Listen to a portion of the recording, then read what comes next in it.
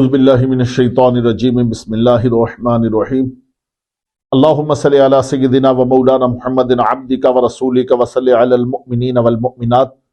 والمسلمین والمسلمات۔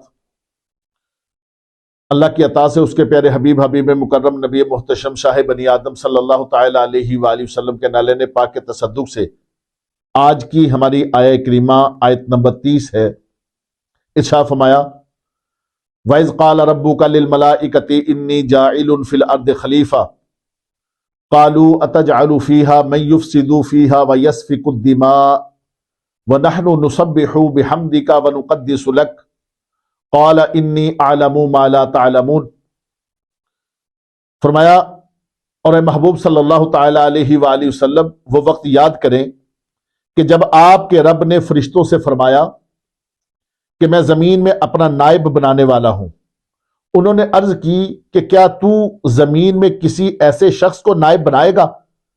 جو اس میں فساد انگیزی کرے گا اور خون ریزی کرے گا، حالانکہ ہم تیری حمد کے ساتھ تسبیح کرتے ہیں اور ہمہ وقت پاکیزگی بیان کرتے ہیں۔ اللہ نے فرمایا میں وہ کچھ جانتا ہوں جو تم نہیں جانتے۔ فرمایا وَإِذْ قَالَ رَبُّكَ لِلْمَلَائِكَةِ إِنِّي جَاعِلٌ فِي الْأَرْضِ خَلِيفَةً، یہاں پر جو وَإِذْ کا لفظ ہے مفسرین کرام فرماتے ہیں اس سے مراد ہے اذکر، اے محبوب صلی اللہ تعالی علیہ وآلہ وسلم اس وقت کو یاد کیجئے، یعنی عالم ارواح کے اندر جب ابھی تک آدم علیہ نبی علیہ السلام کو وجود نہیں بخشا گیا تھا، ابھی تک یہ زمین آباد نہیں ہوئی تھی،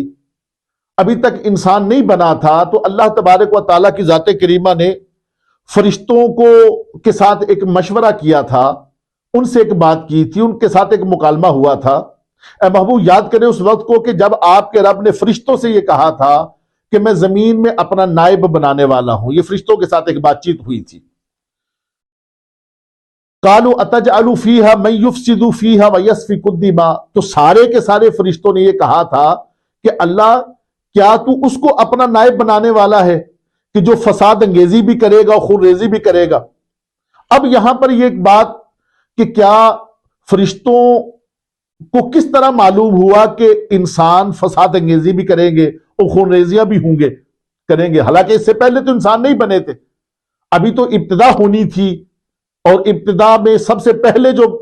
بنائے گئے وہ آدم علیہ نبی علیہ السلام کی ذات کریم ہے۔ اس کی دو وجوہات جو مفسرین نے بیان فرمائی، وہ دو وجوہات ہو سکتی ہیں۔ ایک وجہ یہ کہ چونکہ اللہ تبارک و تعالیٰ نے لوح محفوظ میں ازل سے ہر چیز کو لکھ دی ہے،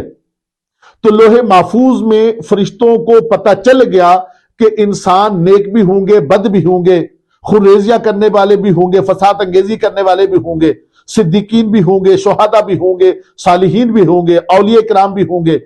برگزیدہ بندے بھی ہوں گے، کافر بھی ہوں گے، مسلمان بھی ہوں گے۔ اس طرح ان کو پتہ چل گیا کہ خون ریزیاں کرنے والے بھی ہوں گے، فساد انگیزی کرنے والے بھی ہوں گے۔ یا دوسری وجہ اس کی یہ ہو سکتی ہے کہ چونکہ انسان بننے سے پہلے اللہ تبارک و تعالیٰ کی ذات کریمہ نے جنوں کو وجود بخشا تھا، جن بنائے گئے تھے، تو جنوں نے فساد انگیزی بھی کی تھی اور خون ریزیاں بھی کی تھی، نیک بھی تھے، بد بھی تھے، اچھے بھی تھے۔ تو اس طرح فرشتوں نے جنوں کو دیکھ کر یہ قیاس کر لیا کہ انسان بھی کچھ ایسا ہی کریں گے، تو انہوں نے یہ بات کر دی۔ پھر آگے فرمایا وَنَحْنُ نُسَبِّحُ بِحَمْدِكَ وَنُقَدِّسُ لَكَ، اللہ ہم جو تیری تحمید کے ساتھ، تیری حمد کے ساتھ تیری تعریف بیان کرتے ہیں۔ اس کا مطلب کیا تھا؟